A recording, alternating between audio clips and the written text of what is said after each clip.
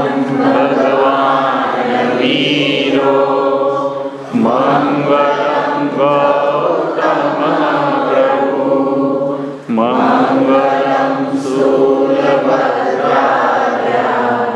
જૈન ધર્મો સુમંગલમ શ્રી શુદ્ધ દેવી સરસ્વતી भगवती हमको वर देना जीवन की बांसुरी में देवी श्रद्धा का स्वर भर देना सम्यक ज्ञान का दीप जलाकर मन का तिमिर हटा देना ना भूले ना भटके माता ऐसी राह बता देना। ओम ह्रीं श्रीं गुरुभ्यो नमः। 7 चक्रों में 7 वक्त। ओम ह्रीं श्रीं गुरुभ्यो नमः। ओम ह्रीं श्रीं गुरुभ्यो नमः। ओम ह्रीं श्रीं गुरुभ्यो नमः। ओम ह्रीं श्रीं गुरुभ्यो नमः। ओम ह्रीं श्रीं गुरुभ्यो नमः। ओम ह्रीं श्रीं गुरुभ्यो नमः। ओम ह्रीं श्रीं गुरुभ्यो नमः। આજે વીર સંવત 2544 વિક્રમ સંવત 2074 આજે કારતક સુદ છઠ ગુરુવાર તારીખ 26 ઓક્ટોબર 2017 પરમ પૂજ્ય મહોપાધ્યાય ન્યાય વિશારદ અને ન્યાયાચાર્ય શ્રી યશોવિજયજી મહારાજ સાહેબ વિરચિત જ્ઞાનસાર ઉપર આજે આપણો 5મો સ્વાધ્યાય છે। પૂર્ણતા અષ્ટક પૂર્ણ કર્યા પછી આપણે મગ્નતા અષ્ટકના પહેલા 4 શ્લોક કર્યા। એ પછી આજે પહેલા તો વિચાર હતો કે 5 થી 8 બાકીના 4 શ્લોક પૂર્ણ કરવા, પણ પછી મને એમ લાગ્યું કે આજે આપણે થોડો સમય 14 ગુણ સ્થાનક પાછળ આપીએ। 14 ગુણ સ્થાનક જે લોકો તત્વાર્થમાં હતા એમને તો ખબર છે, આપણે 2-3 વખત રિવ્યુ પણ કરી ગયા છે, પરંતુ ઘણા બધા નવા મિત્રો જોડાયા છે। મને એમ થયું કે 14 ગુણ સ્થાનકનો એક રિવ્યુ અને એ આની સાથે અનુસંધાન છે એનું ખૂબ જરૂરી છે। જ્ઞાનસારની અંદર આપણે શું પ્રાપ્ત કરવું છે અને એ પ્રાપ્ત કરવા માટે 14 ગુણ સ્થાનક એ આપણને માર્ગ બતાવે છે। એટલે એ માર્ગ શું છે એ આપણે જો સમજી લઈએ તો જ્ઞાનસારની અંદર એ વધારે રસમય બની જશે અને એક જે આપણું છેલ્લું જે અંતિમ લક્ષ્ય છે એ લક્ષ્ય સાધવા માટે એ બહુ જ ઉપયોગી છે। પણ એ શરૂ કરતા પહેલા જેની તમે આતુરતાથી રાહ જોઈ રહ્યા છો એ જરા ટેસ્ટ લઈ લઈએ આપણે। 5-7 મિનિટમાં પતી જશે, બહુ ચિંતા કરતા નહીં। તમારે ખાલી લોગસના કાઉન્સરમાં બેસજો, પણ અત્યાર બધી સંખ્યા બહુ છે અહીંયા તો, એટલે મારે 2-3 વોલન્ટિયર લેડીઝમાંથી જોઈશે અને 2 ભાઈઓમાંથી આપવા માટે, બીજું કંઈ ના। ઘણા એટલા લોગસ જ્યાં સુધી હું આદેશ ના આપું ત્યાં સુધી તમારે કાઉન્સર ચાલુ રાખો। બધા વેચાઈ જાય પછી તમારે કાઉન્સરમાંથી બહાર આવી શકે।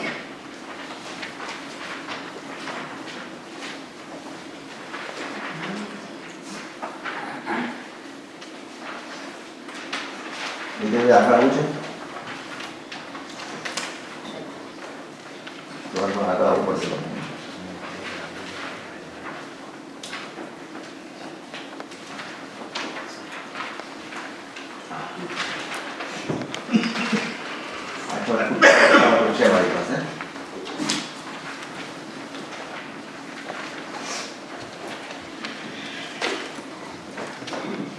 બધાને પહોંચી ગયા?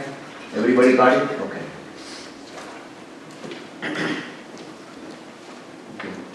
તમે કાઉન્સરમાંથી હવે બહાર આવી શકો છો અને શરૂ કરો। પણ એક કન્ડિશન તમને કહી દઉં, કન્ડિશન તો નથી, પણ સૌથી પહેલાં તમારું નામ ઉપર લખી નાખો અને જ્યારે ટેસ્ટ પતી જાય એટલે આને જુઓ, આ પ્રમાણે ફોલ્ડ કરો અને અહીંયા તમારું નામ લખજો।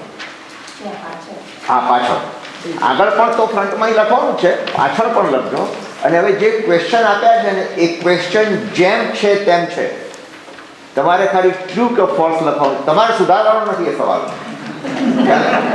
ઘણા લોકો સુધારીને પછી લખે સાચો જવાબ આ હોઈ શકે, એ મારે જોઈતું નથી. મને ખબર છે સાચો જવાબ શું છે, ખોટું હોય તો ખોટું, એ ટ્રુ ફોલ્સ લખજો, બરાબર? એ પ્રમાણે ટ્રુ અને ફોલ્સ અને ખાલી જગ્યા છે. ફોનને વિરામ આપી દો, એ વચ્ચે કોઈ ડિસ્ટર્બન્સ ન થાય.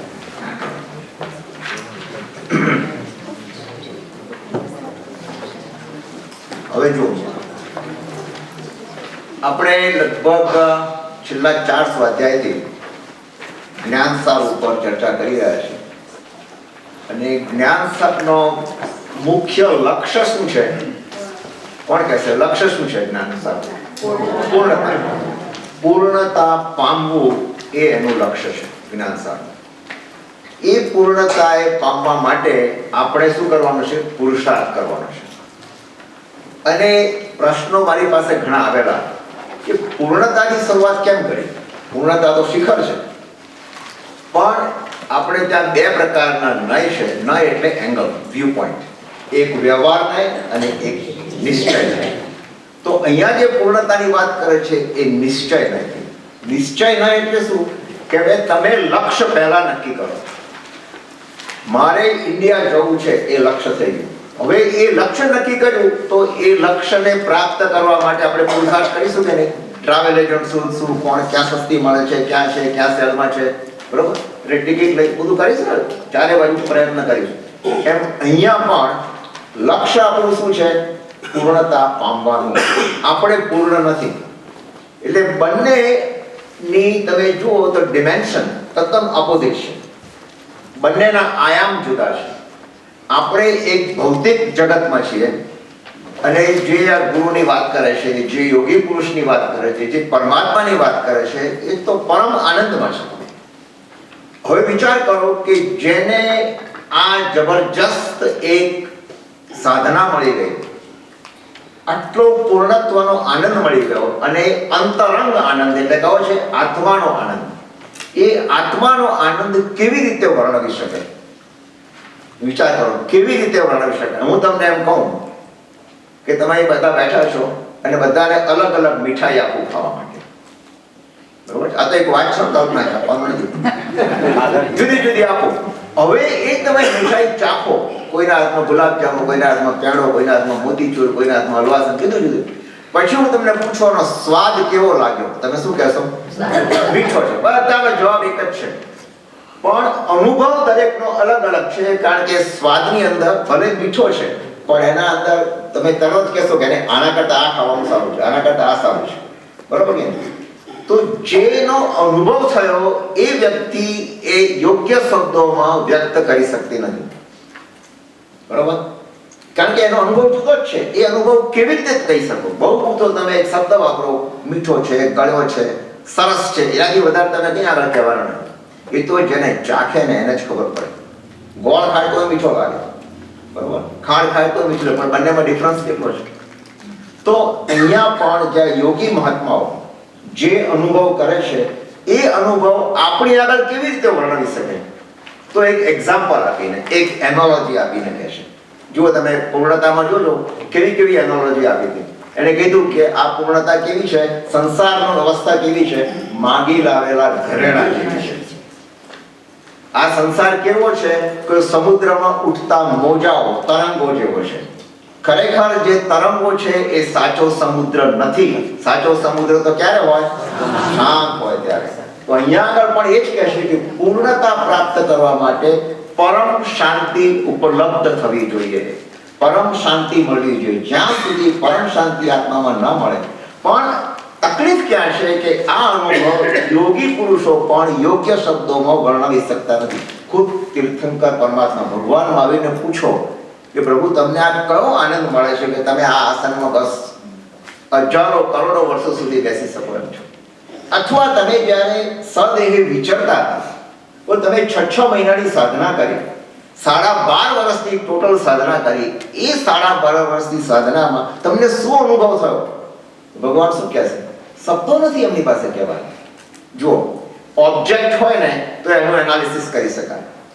હું એમ તમને કહું કે તાજમહલ કેવો લાગ્યો, તો તમારામાંથી જઈ આવ્યા છે કે ચંદ્રકાંતની તાજમહલ તો બહુ સરસ, 4 પિલર છે, ગુંબજ સરસ છે, આરસ પાણ છે, આમ છે, તેમ છે, ફોટો પણ તમે બતાવશો, બરોબર? નાયગ્રા ફોલ્સ કેવો લાગે એનો ફોટો તમે બતાવશો, પણ આનો અનુભવ કેવો લાગ્યો, આત્માનો અનુભવ કેવો લાગ્યો, કેવી રીતે વર્ણવી શકશો? અને વર્ણન કરશે તો આપણા મગજમાં નહીં ઉતરે. એટલા માટે આની અંદર વારંવાર તમને રિપીટ થતું લાગશે, પણ દરેક વખતે ઉપમા અલગ અલગ આપે છે. અને ઉપમા પણ કોની આપે છે? આપણી સંસારી જગતની, આપણી ભૌતિક જગતની ઉપમા આપે છે.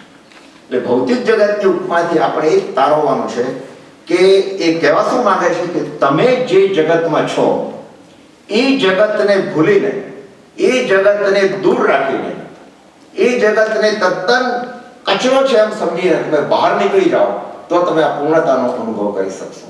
જો એનો અનુભવ કરવો હોય તો બે ધારી તલવાર તો રહી નહીં શકાય, દૂધમાં દહીંમાં પગ નહીં રાખી શકો. ક્યાં તો તમને સંસાર ખૂબ પ્રિય છે તો એમાં રચા પચારો તો બહાર નહીં નીકળી શકો. ક્યાં તો તમને જો આ પૂર્ણતા પ્રિય છે અને એ લક્ષ્ય છે, એ લક્ષ્ય તરફ જો પુરુષાર્થ એને માટેનો પ્રયત્ન કરો. એકવાર એવું બન્યું, ગુરુ ને શિષ્ય, અને શિષ્યને એક રાત્રે સ્વપ્ન આવ્યું. સ્વપ્નમાં કોઈ દેવી આવીને કહે કે તારે બોલ મોક્ષમાં જવું છે? તો કે હા મારે જવું છે. તો કે એક કામ કર, સ્વપ્નની ઈચ્છા કે એક ટ્રેન જાય છે, એ ટ્રેનનું નામ છે સિદ્ધશિલા એક્સપ્રેસ. એ ટ્રેન આવે એટલે તારે બેસી જવાનું અને એ ટ્રેન 14મા સ્ટેશન પછી ત્યાં પહોંચશે. 14 સ્ટેશન ઊભી રહેવાની છે.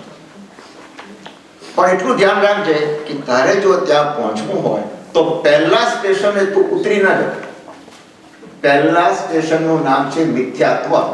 એ સ્ટેશન તો તને એવી ઝાક જમાળ લાગશે, એવું લોભામણું લાગશે. આજુબાજુનું સ્ટેશન એટલું સુંદર છે, પણ બહુ તો તારે ચા નાસ્તો કરવો તો ત્યાં ઉતરીને પાછો બેસી જશે અને પછી તું આગળ વધજે તો તું પહોંચી જઈશ.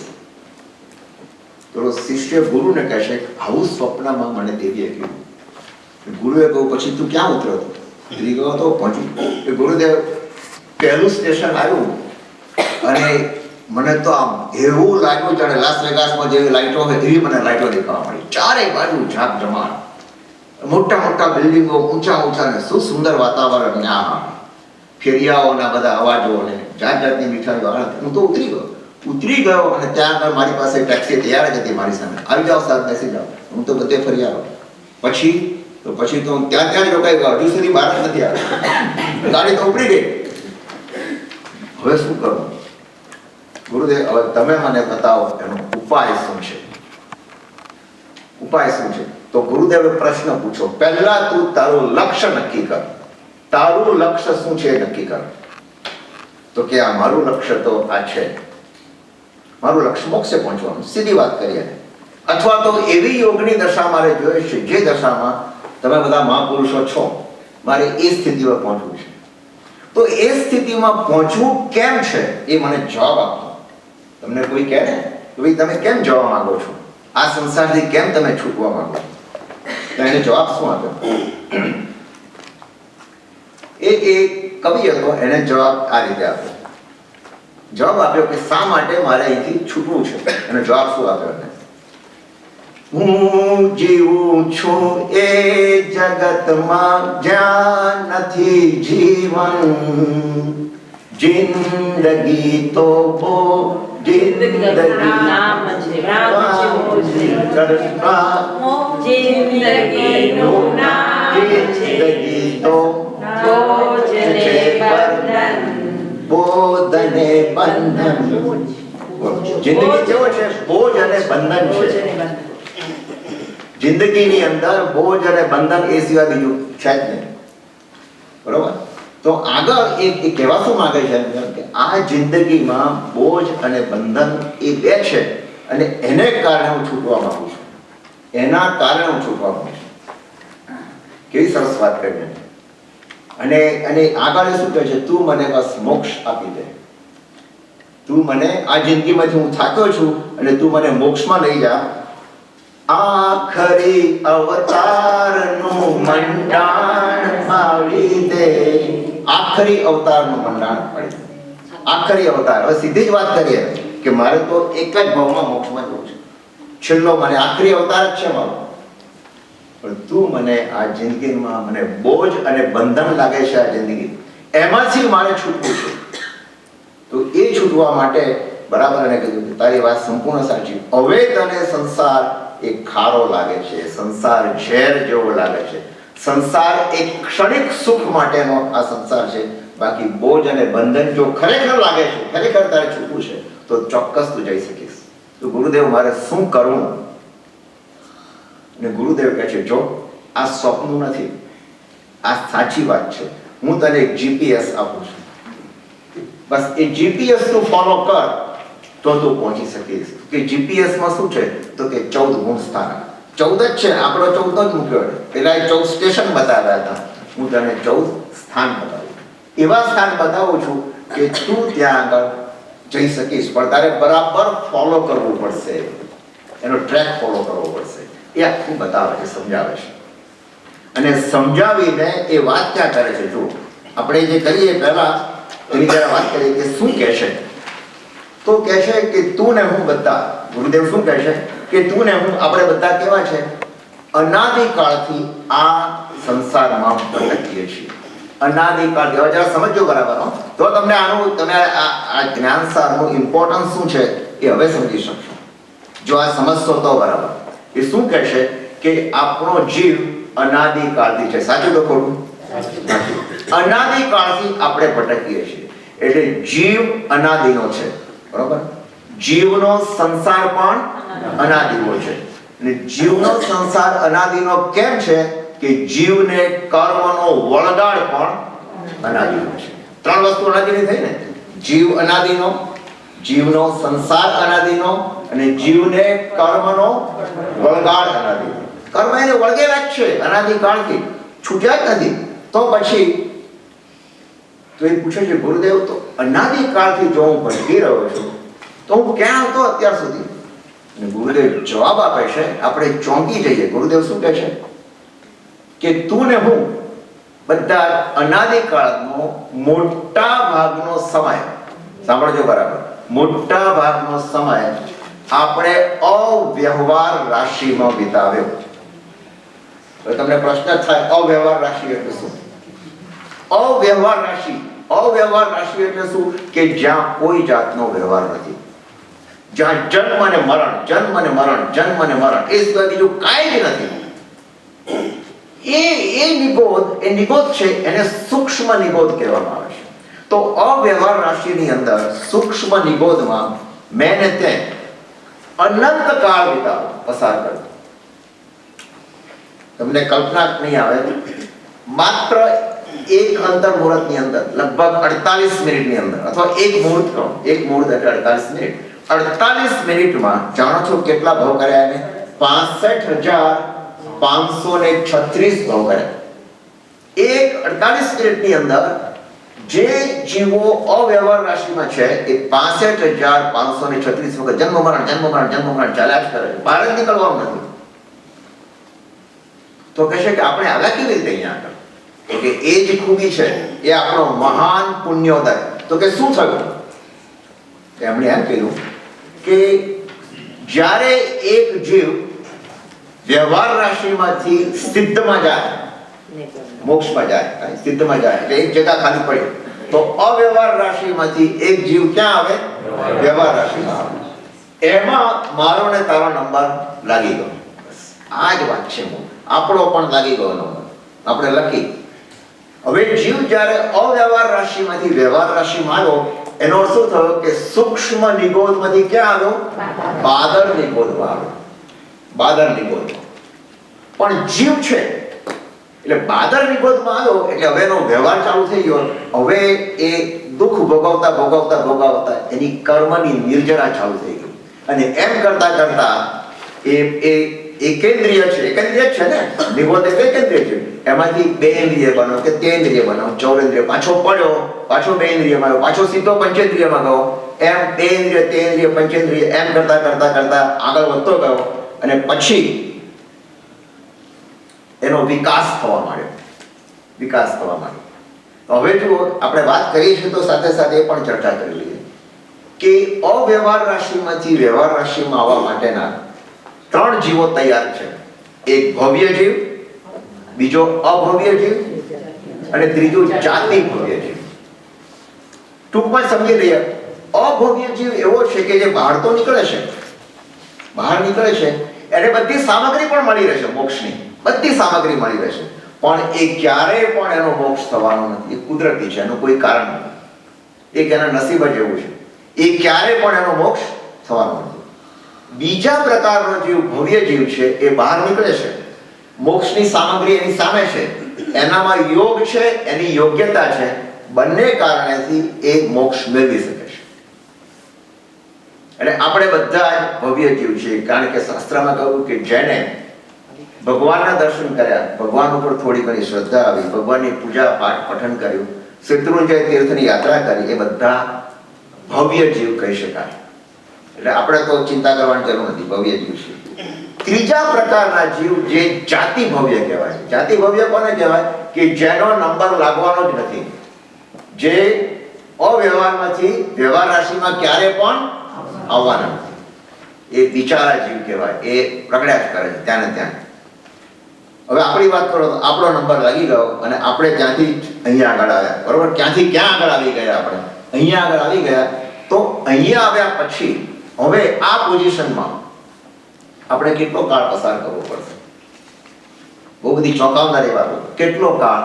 તો કે જો તમે બહુ પુરુષાર્થ ન કરો તો ઓછામાં ઓછો એક પૂદગળ પરાવર્ત કાળ પસાર કરવો પડશે.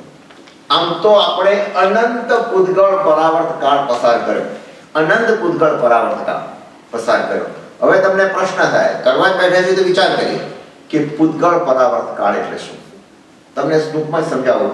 એ દ્રવ્યથી, ક્ષેત્રથી, કાળથી અને ભાવથી બધી રીતે સમજાવે, પણ તમને ક્ષેત્રથી સમજાવો. 14 રાજલોક ખ્યાલ છે? 14 રાજલોક એટલે જ્યાં આગળ નીચે 7 નારકી છે, વચમાં મધ્યલોક છે અને ઉપર 12 દેવલોક છે, 9 ગ્રૈવેક છે અને બધું ઘણું છે ઉપર. અનુત્તર વિમાન છે, બધા દેવો છે. આ 14 રાજલોકના આકાશ પ્રદેશો કેટલા? કેટલા અસંખ્યાત આકાશ પ્રદેશો. અનંત ક્યારે કહેવાય? જો આલોક નથી ગણતા આપણે તો 14 રાજલોક જ ગણીએ. અસંખ્યાત આકાશ પ્રદેશો. આકાશ પ્રદેશ એટલે શું? તમને એક દાખલો આપી. તમે ધારો કે શું કહેવાય, ઘઉંની સુખડી બનાવી થાળી, ગરમ ગરમ છે, હવે એના ચોસલા પાડો છો ને? હા, એ ચોસલા પાડો, એમાં એક ચોસલું એટલે એક આકાશ પ્રદેશ કહેવાય. પણ આ ચોસલા કેવા છે ખબર છે? એટલા સૂક્ષ્મ છે કે તમે નરી આંખે જોઈ પણ શકતા નથી. આમાં તો કેટલા બધા, તમે એક કમ્પ્યુટરની ચિપ જોઈ છે, એની અંદર કરોડો લાઈનો છે. એવા ઝીણા બારીક, તો એવા ઝીણા આકાશ પ્રદેશોમાં શું કહે છે? એક પૂદગળ પરાવર્ત. માનો કે એક જગ્યાએ પોઈન્ટ A ઉપર એનો જન્મ થયો, આપણો જન્મ થયો, બરાબર?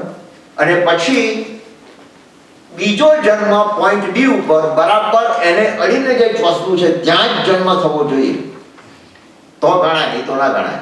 જો એક પહેલા પોઈન્ટ A ઉપર જન્મ થયો અને બીજો જન્મ બહાર કરી આવે અને લાખો વર્ષ કરીને પાછો આવે B પોઈન્ટ ઉપર, તો પેલો કાળ તો ગયો, એનો કઈ ગણતરી જ નથી. એમ A થી B, B થી C, C થી D, એમ નજીકના પ્રદેશોમાં જો ટચ કરતો જાય, જન્મ કરતો જાય અને એ રીતે એક એક આકાશ પ્રદેશ ખાલી કરો, તો આખા 14 રાજલોકના આકાશ પ્રદેશો ખાલી કરતા જેટલો સમય લાગે એ એક પૂદગળ પરાવર્ત કાળ. એટલે સમજી લો કે અનંતા સમયો તો નહીં, અસંખ્યાત કાળ ચક્રો લાગે.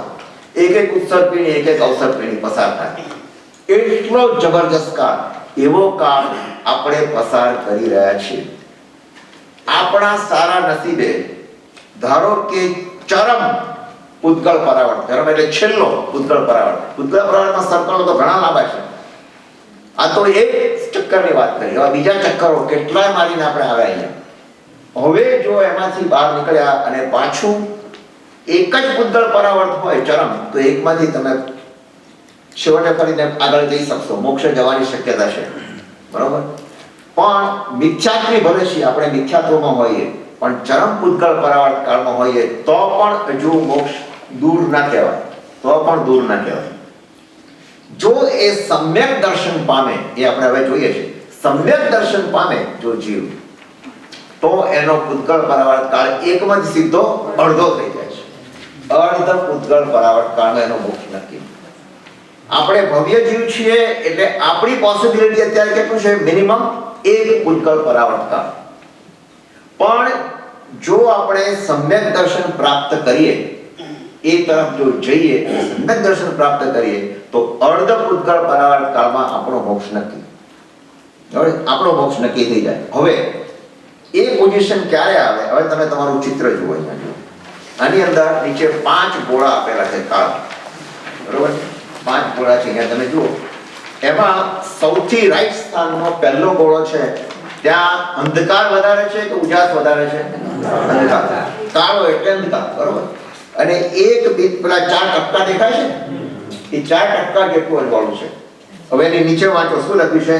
અતિ ગાઢ મિથ્યાત્વ, અવ્યવહાર રાશિ. આપણે હમણાં કહી ને, અવ્યવહાર રાશિ આપણે ત્યાં હતા.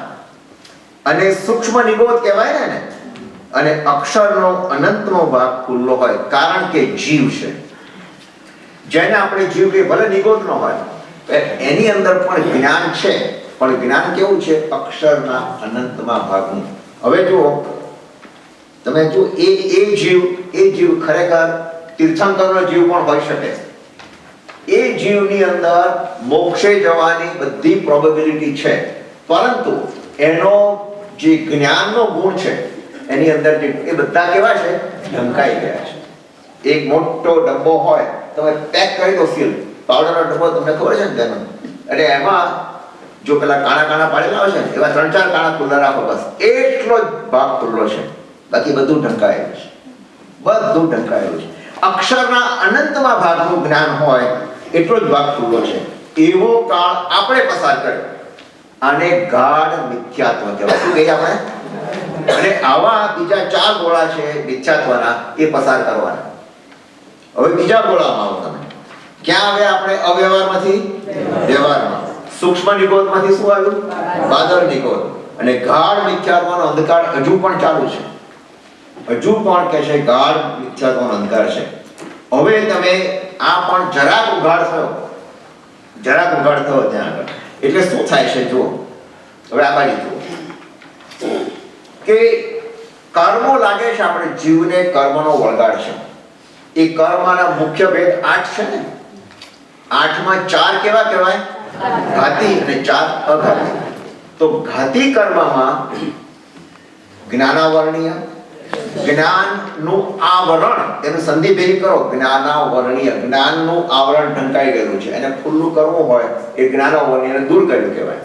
એક ડબ્બામાં મેં તમને કીધું ને, પાવડરના ડબ્બાને 4 કાણા પાડેલા છે, એટલે જ્ઞાનાવરણીય મોટા ભાગે ઢંકાયેલું છે, જ્ઞાનનું આવરણ ઢંકાયેલું છે. તો એ જ્ઞાનાવરણીય, દર્શનાવરણીય, મોહનીય અને અંતરા, આ 4 ઘાતી કર્મ છે. તો એમાં સૌથી ઉત્કૃષ્ટ કર્મ કયું કહેવાય? મોહનીય. જે મને તમને બધાને નડે છે, આપણને બધાને નડે છે, મોહનીય કર્મ. એ મોહનીય કર્મ અત્યારે એટલું બધું જોર કરી રહ્યું છે કે એમાંથી આપણે બહાર નથી. મિથ્યાત્વનો ગાઢ અંધકાર દેખાય છે, કારણ કે મોહમાં આપણે પડી ગયા. મોહ એવો વળગી ગયો છે આપણે કે એમાંથી બહાર નીકળવું મુશ્કેલ છે. ત્રીજા ગોળામાં આવો, એમાં એક શબ્દ ઉપરનો છે દ્વિબંધક, સકૃત બંધક, 70 કોડા કોડી ઉત્કૃષ્ટ મિથ્યાત્વ મોહનીય બાંધે, ભવાભિનંદિતા અજ્ઞાન દશા હોય અને કદાગ્રહી હોય. આ કેવો હોય? હવે જો પહેલા ગોળામાં જે મિથ્યાત્વ હતું એના કરતા સહેજ મોડું પડ્યું. હવે એનાથી જરાક મોડું પડે છે. એને શું કહે છે કે જીવ 70 કોડા કોડી સાગરોપમ જેટલું કર્મ અવારનવાર બાંધ્યા જ કરે છે. એનો અર્થ શું થયો કે 70 કોડા કોડી સાગરોપમ તમારે જન્મ મરણ તો કરવાના નક્કી જ થઈ ગયા. આ તો એક જ 70 કોડા કોડી સાગ, પછી બીજું કરવામાં આવ્યું, ફરી 70 કોડા કોડી સાગ, ફરી પાછું ભટકવાનું ચાલુ. 70 કોડા કોડી સાગરોપમ બંધ થયો. એનો અર્થ શું થયો? તમને એક દાખલો ધારો કે મને કે તમને એવું કર્મ બંધાયું, સમજવા માટે જ, ખાલી સમજવા માટે, કે આજે બંધાયું 24 કલાકમાં ઉદયમાં આવવાનું છે. 24 કલાકમાં, બરોબર? તો 24 કલાકનો બંધ પડ્યો ને, એટલે 24 કલાકે સમય થયો.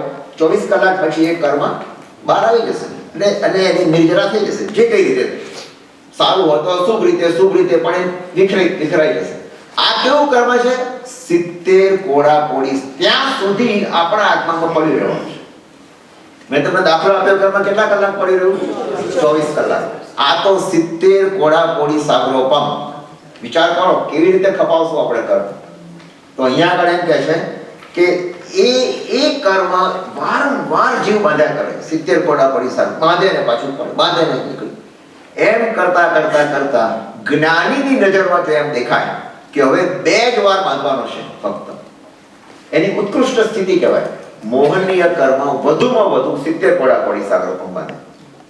આ એક જ મોહનીય એવું છે 70. જ્ઞાનાવર્ણીય કર્મ, દર્શનાવર્ણીય અંતરાય એ ખાલી 30 કોડા કોડી સાગરોપમ બાંધે. નામ ગોત્ર એ બધા 20 કોડા કોડી સાગરોપમ. પણ આ એક 70 કોડા કોડી સાગરોપમ એ કહેશે જ્ઞાનીની નજરમાં એમ દેખાય કે 2 જ વાર બાંધવાનો છે તો એને દ્વિર બંધક કહેવાય.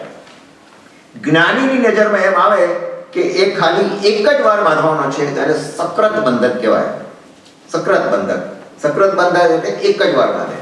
અને જ્ઞાનીની નજરમાં એમ આવે કે એક પણ વાર બાંધવાનો નથી તો એને અપુનર્બંધક કહેવાય. એ ચોથો ગોળો જુઓ. ચોથા ગોળામાં શું લખ્યું છે? ચર્માવર્તમાં ભવ્યાત્માનો પ્રવેશ. દ્વિસકૃત બંધકમાંથી ક્રમશઃ કયો બંધક આવે છે? અપુનર્બંધક ભાવ. એ માર્ગાભિમુખ માર્ગોપતિત એને આદિ ધાર્મિક વ્યવસ્થા કહેવાય છે. આ શું થયું ખબર છે તમને? એક એનાલોજી આપું. આપણે હાઈવે ઉપર જવું છે અને આપણે ભૂલી ગયા રસ્તાને, એવા સ્ટ્રીટમાં ગૂંચવાઈ ગયા કે ત્યાં ગોળ ગોળ ગોળ ગોળ ફરતા જ રહ્યા. એમ કરતા એ ફરતા રહ્યા ને એ બધું આ દ્વિબંધક ને સકૃત બંધક. એમ કરતા કરતા હાઈવે દેખાડો ઉપર સાઈનમાં છે 287 whatever, અને એ જોયું કે તરત જ આપણે હાઈવે ઉપર આવી. હાઈવે ઉપર આવવું એનું નામ માર્ગાભિમુખ, માર્ગની અભિમુખ થયા. જે મોક્ષનો માર્ગ છે એની સામે આપણે આવી ગયા. હવે આપણે ગાડી ફાસ્ટ ચાલે. અપુનર્બંધક એટલે શું થયું? હવે પછી એ એટલું લાંબુ કર્મ ક્યારે પણ બાંધવાનું નથી. એ પોઝિશન આવે તો પણ હજુ મિથ્યાત્વ છે, હજુ પણ મિથ્યાત્વ છે. અપુનર્બંધક આવે એને આદિ ધાર્મિક કહેવાય. આદિ ધાર્મિક વ્યક્તિ હોય એ માર્ગાભિમુખ હોય, એ કહેશે કે ભવાભિનંદી, ભાવ તરફનો એનો ભાવ એ પણ હોય, તેમ છતાં પણ એ હજુ સુધી એને ઘણું બધું અંતર કાપવાનું, હજુ મિથ્યાત્વ છે. પણ મિથ્યાત્વ મોડું પડ્યું છે. મિથ્યાત્વ શું થયું છે? મોડું પડી ગયું છે. હજુ પણ જીવ આવો છે. હવે જુઓ, હવે આગળ વધીએ. આ પછી આ અપુનર્બંધક દશા આવે. અપુનર્બંધક એટલે હવે ક્યારે બાંધવાનું? એ અપુનર્બંધક વાળો મારી સમજવું, એ ધારો કે એને ભાવ આવ્યા ને દીક્ષા લે. અપુનર્બંધક એથી આગળ નથી વધ્યો. અપુનર્બંધક જ છે, માર્ગ તરફ અભિમુખ છે, એની અંદર દયા છે, દાન આપવાની ભાવના થાય છે, ધર્મ પણ કરે છે. આ બધું જ કરતા કરતા ધારો કે એને દીક્ષાનો ભાવ આવ્યો, દીક્ષા લીધી, ઉત્તમ ચારિત્ર પાડે છે, પણ ગુણ સ્થાન ખાલી પહેલું મિથ્યાત્વમાં છે. ગુણ સ્થાન મિથ્યાત્વમાં છે. ખરેખર તો સાધુનું ગુણ સ્થાન ક્યાં હોવું જોઈએ? છઠ્ઠે હોવું જોઈએ. પણ હજુ એનામાં શુદ્ધતા નથી. હજુ એને ધર્મ તરફ, ભગવાનની વાણી ઉપર હજુ પૂરેપૂરી અંદરથી શ્રદ્ધા નથી. બીજાને કહેશે પણ એનામાં નથી. એટલે ભલે દીક્ષા લીધી પણ એ પહેલા ગુણ સ્થાને હોય. આ પહેલું ગુણ સ્થાનની વાત કરી છે. હવે પહેલો ગોળો જુઓ, સૌથી ડાબી બાજુનો પહેલો જુઓ, એમાં શું લખ્યું છે? માર્ગાનુસારી જીવન. એટલે જીવન પણ સારું થયું. સદાચાર, આચાર પણ છે, સદવિચાર પણ છે, પ્રિય છે, સત્સમાગમ છે, સત્શાસ્ત્ર શ્રવણ છે, રુચિ છે, ત્યાગ છે, વૈરાગ્ય છે, દાન છે, શીલ છે, સંસ્કારી છે. આ બધું હોવા છતાં પણ ઉપર શું લખ્યું છે? છતાં પણ મિથ્યાત્વ. જો આ મિથ્યાત્વની અંદર શું વસ્તુ છે કે જેનાથી આ મિથ્યાત્વ દૂર થઈ શકે? આ છે.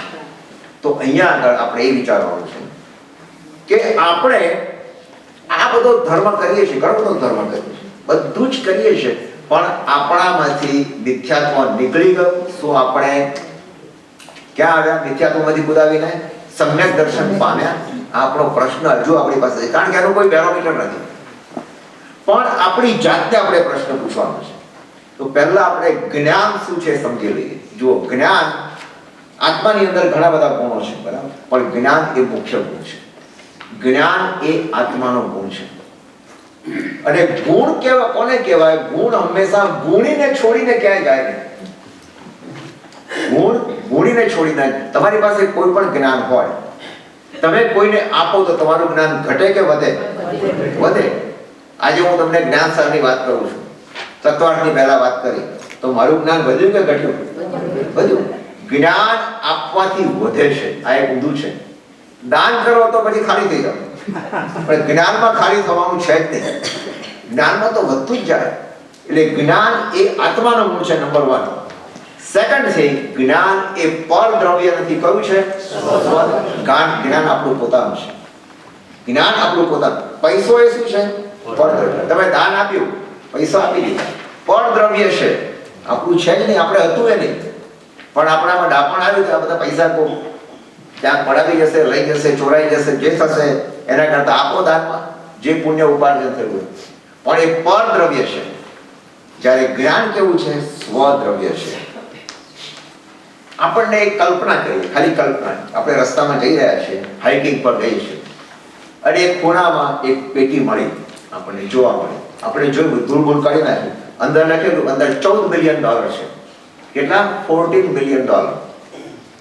આપણે ખુશ થઈ ગયા, સીધી જ કારમાં મૂકી દીધી, અને પછી ઘર આવીને ખોલવા બહુ ટ્રાય કર્યો, પેટી ખુલતી નથી ખુલતી. હવે આ પેટીને કેવી રીતે ખોલે? ગુરુજી પાસે જઈને, ગુરુદેવ આ પેટી અંદર લખ્યું છે નીચે ઝીણા અક્ષરે, આ પેટી જેની પાસે છે એને જાતે જ ખોલવી પડશે, કોઈનાથી આ પેટી ખુલશે નહીં, તમારે જાતે જ ખોલવી પડે. તો આ શું છે ખબર છે? આ શું હતું અંદર પેટીમાં? આ 14 ગુણસ્થાનની પેટી. એ ખોલવા માટે એ આપણી જાતે જ પ્રયત્ન કરવો પડશે, અને એ જાતે પ્રયત્ન કરવા માટે રાહ જોવી પડશે. એકદમ નહીં થાય. એટલે આપણે માત્ર નિમિત્ત બનીએ છીએ. જુઓ, આજે આપણે જ્ઞાનનું જે ઉપાર્જન, જ્ઞાનની આપણે કરીએ છીએ, હું તો માત્ર નિમિત્ત બન્યો છું, પણ તમારામાં ઉપાદાન છે. ઉપાદાન એટલે શક્યતા. જ્ઞાન મેળવવાની સંભાવના તમારામાં પડેલી છે, તમારા આત્મામાં. એ તમારું સદભાગ્ય કે તમારું ઉપાદાન છે. મારું ખાલી એક નિમિત્ત તમે લીધું. એ નિમિત્ત તમે પામીને ઉપાદાન જો બે ભેગું થાય તો કાર્ય સિદ્ધ થાય. કેમ ના થાય? નિમિત્ત અને ઉપાદાન મળવા જોઈએ. ઉપાદાન એટલે આત્મા, આપણા આત્માની અંદર પડેલું એક તત્વ. નિમિત્ત એટલે ક્યારે જાગી જાય, કોઈ પ્રસંગ આવે, આપણું તકલીફ જાગી જાય તો એ કામ થઈ જાય, બરોબર? એટલે આત્માનો હવે ગુણ સ્થાનક કોને કહેવાય? આત્માના ગુણનો ઉઘાડ થવો, એનું નામ ગુણ સ્થાનક. ગુણોનું સ્થાનક, આત્માના ગુણોનું સ્થાનક, આત્માના ગુણો ખુલવા, આત્માના ગુણોનો ઉઘાડ થવો, એનું નામ ગુણ સ્થાનક. એ આપણે અહીંયા આગળ પહોંચવાનું છે. કેવી રીતે આપણે પહોંચી શકીએ? હવે જુઓ, એના માટે પાંચેય ઇન્દ્રિયોના લાગુ પડે ને. બધાને આ તો ગુણ સ્થાનક મેળવી શકે જો ધાર્યું હતું, પણ બને છે શું? બધાને નથી મળતું. તમને એક એનાલોજી આપો. એક પિતાને એના 5 દીકરા હતા, અને પાંચેય દીકરાના નામ પર એને દરેક પૈસા મૂકી દીધા એને. અને એ પૈસા કેટલા હતા સમજવા લાગે. એની લગભગ સમજો $10 મિલિયન એને બેંકમાં મૂકી દીધા, પાંચેયના નામે, અલગ અલગ. પણ એક વિલ કરી, એમાં લખ્યું કે જ્યારે જેની બર્થડે આવે, 50મી વર્ષગાંઠ આવે, 50th એનિવર્સરી, ત્યારે એને પૈસા પાકે. હવે સૌથી મોટો છોકરો 45 વર્ષનો અને સૌથી નાનો છોકરો 5 વર્ષનો. હવે કોને પહેલા મળશે પૈસા? 45 વર્ષનો છે એને પહેલા પાકશે ને, એને તરત જ પૈસા મળી જશે, બરોબર? એના વ્યાજ સાથેના. પણ પેલો જે 5 વર્ષ છે એને કેટલી રાહ જોવી પડશે? 45 વર્ષ રાહ જોવી પડે. તો એકેન્દ્રિયનો જીવ, યા 5 વર્ષનો બાળક સમજી, એકેન્દ્રિય જીવને કેટલી રાહ જોવી પડે? આ બધું સમજતા આપણે છીએ કેવા 45 વર્ષ જેવા. આપણે તો 5 વર્ષનો, આપણે જો 5 વર્ષ અભ્યાસ કરીએ, આપણે 3 વર્ષમાં જ પતાવવાનું. આ અભ્યાસ કરીએ તો આપણે સીધા મોક્ષની પણ સમ્યક દર્શન તો પામી શકીએ ને. સમ્યક દર્શન પામવાની સંભાવિતા છે, પણ આપણે કેમ નથી કરી શકતા? એમાં મારા તમારા બધાની અંદર આપણો એક અહંકાર આપણને નડે છે. અહંકાર આમાં બાધક છે. અહંકાર એટલે શું? મિથ્યાત્વનો અર્થ જરા સમજીએ. મિથ્યાત્વ એટલે આપણે સામાન્ય રીતે કહીએ છીએ કે પરમાત્મા ઉપર શ્રદ્ધા ન થાય અને મિથ્યાત્વ કહીએ છીએ, બરાબર? શ્રદ્ધા ન થાય. પણ મિથ્યાત્વના ઘણા બધા મિથ્યાત્વનો અર્થ અહીંયા છે. બીજી રીતે કહી શકાય, હું કહું એ સાચું, હું કહું એ સત્ય છે. ભગવાન મહાવીરે કહે છે, શું કહે છે? તું કહે છે એ પણ સત્ય છે, પેલો કહે છે એ પણ સત્ય છે. એ બંનેના સત્યને બરાબર વિચાર કરો અને પછી નક્કી કરો. ભગવાન અનેકાંત મત આપ્યો, પણ મિથ્યાત્વવાદી શું કહે છે કે સત્ય હું જ્યાં છું ત્યાં સત્ય છે, પેલા પાસે સત્ય નથી. પેલો શું કહે છે કે જ્યાં સત્ય છે ત્યાં હું જવા માટે તૈયાર છું. બે વાત થઈ ને. એક અહંકારી એમ કહે છે કે હું છું ત્યાં સત્ય છે. નિરહંકારી શું કહે છે કે જ્યાં સત્ય છે ત્યાં હું જવા તૈયાર છું. તમે એક જોયું તો અમિતાભ બચ્ચનનું એક મૂવી આવી, એમાં એક મને અત્યારે યાદ નથી બરાબર, પણ જેલનો કંઈક સીન હતો અને કેદીઓને જમવાનું આપવાનું હતું, નાસ્તો. તો બધા લાઈનમાં ઉભા રહે છે અને ત્યાં અમિતાભ બચ્ચન લેટ આવે છે. એ લેટ આવે છે એટલે એ જે પહેલો નંબરની લાઈન, પહેલો જો ઉભો હતો લાઈનમાં, એની બાજુમાં જઈને ઉભો રહે છે. તો પેલો ગુસ્સે થઈને કહે છે, હવે તું इधर क्यों खड़ा है, पीछे लाइन लंबी है, मैं जहां खड़ा हूं वहां से लाइन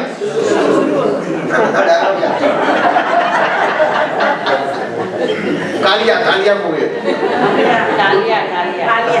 बरोबर.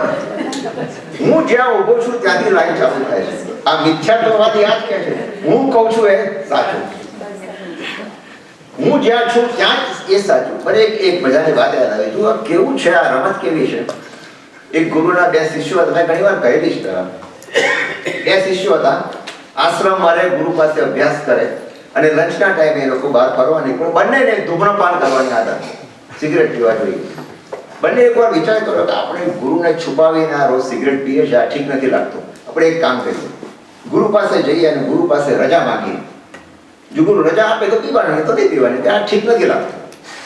એટલે પેલો કે બરાબર છે. તો બંને ઇન્ડિવિજ્યુઅલ એકબીજાને મળ્યા અને પછી લંચ આવ્યું બીજે દિવસે અને પછી બહાર નીકળ્યા. એક જણા સિગરેટ સળગાવી. પેલો બીજો મિત્ર હતો, એ વિચારવો પડ્યો કે તે ગુરુને પૂછ્યું તો કે હા સિગરેટ સળગાવી, કે મને ગુરુએ હા પાડી.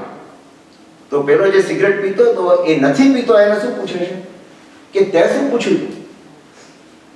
મેં પૂછ્યું કે ગુરુદેવ પ્રાર્થના કરતા સિગરેટ પીવાય? ગુરુએ કે ના, પીવાય જ નહીં કોઈ દિવસ. પણ કે ત્યાં શું પૂછ્યું? તો મેં પૂછ્યું ગુરુદેવ સિગરેટ પીતા પ્રાર્થના કરાય?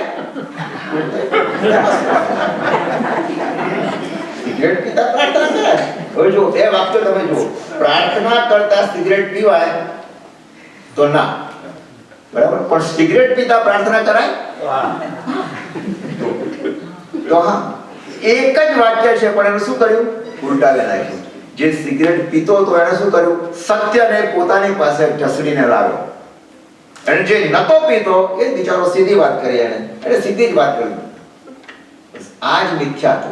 આને આપણે કહીએ છીએ અહંકાર. એ બાધક બને છે મિથ્યાત્વની અંદર.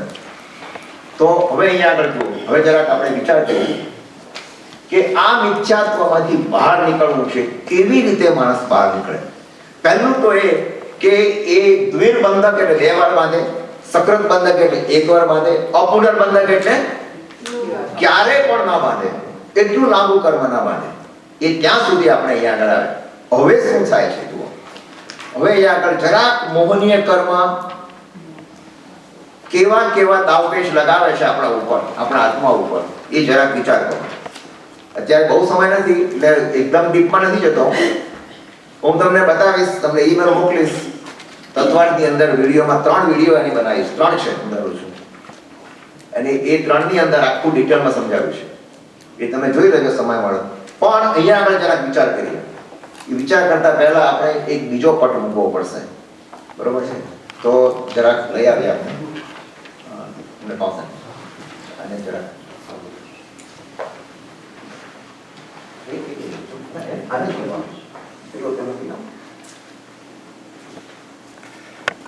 હવે એની હમણાં જરૂર છે. આના ઉપર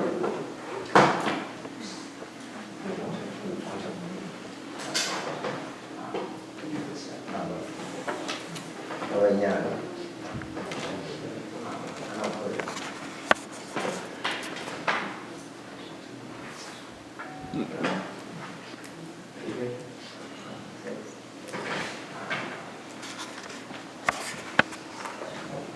દેખાય બધા?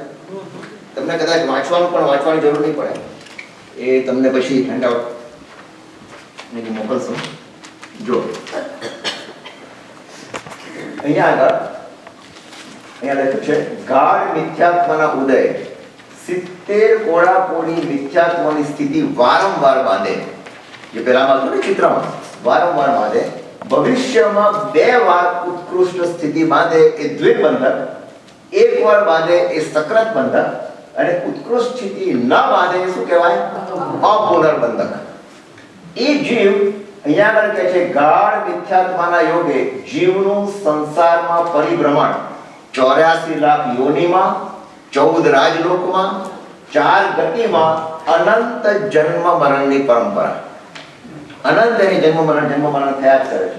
અને અહીંયા કહે છે નદી ગોળ પાષાણ ન્યાય અનંતા યથા પ્રવૃત્તકરણ દ્વારા. હવે આ જરા સમજવા જેવું છે. એક શબ્દ આની અંદર આવે છે, એ શબ્દનું નામ છે યથા પ્રવૃત્તકરણ. બહુ સંક્ષેપમાં સમજાવું છું તમને. એક માણસ છે ધર્મ નથી કરતો, મંદિરમાં જતો નથી, ચૈત્યવંદન વગેરે કરવાનો સવાલ જ નથી ઉભો થતો, બરોબર, કોઈ માળા પણ નથી કરતો, કશું જ નહીં, પણ એના જીવનની અંદર પ્રસંગો એવા બને છે કે એના માનવામાં નથી આવતું. આવું કેમ બન્યું મારા લાઈફની અંદર? હું આટલું સ્ટ્રેટ ફોરવર્ડ છું, આમ છું તેમ છું, મારા બધા પૈસા ક્યાં ચાલ્યા ગયા, મારા ઘરની અંદર આવું કેમ થઈ ગયું, કોઈનું મૃત્યુ થયું, કોઈ સગાવાલા પોતાના કુટુંબની અંદર, પોતાના ફેમિલીની અંદર, આવું બધું કેમ થાય છે? એમ થતા એના મનની અંદર એક વૈરાગ્ય ભાવ ઉત્પન્ન થાય. એ વૈરાગ્ય ભાવ કેવો છે? એ કશું કરતો નથી ધર્મની અંદર, પણ એનામાં વૈરાગ્ય આવ્યો છે. કેમ? કે પોતાના અનુભવોથી. એને યથા એટલે પોતાની મેળે, પ્રવૃત્ત એટલે પ્રવૃત્તિ કરતા, કરણ એટલે અધ્યવસાય એટલે આત્માના ભાવો, આત્માની અંદર ભાવો. તો યથા પ્રવૃત્ત કરણ એટલે શું? કે આવા બધા એનું નામ આપ્યું છે નદી ગોળ પાષાણ ન્યાય. નદી ગોળ પાષાણ ન્યાય એટલે શું? એક પર્વત ઉપરથી એક પથ્થર પડે છે, પડતા અથડાય છે, કૂટાય છે, વાંકો ચૂકો પથ્થર છે, ખૂબ અથડાય છે, જોરથી પડે છે, અને નદીના પ્રવાહમાં આવે છે અને પછી તણાય છે, ત્યાં પણ અથડાય છે. એમ કરતા ગોળ હિસ્સો બની જાય છે. કેવું બને છે? ગોળ. તો કે આપણો આત્મા પણ આવી રીતે ઠોકર ખાતા પેલા પથ્થરની જેમ એવો બની ગયો. નદી ગોળ પાષાણ ન્યાય એને કહેવાય યથા પ્રવૃત્તકરણ. એટલે એનામાં વૈરાગ્યનો ભાવ આવ્યો.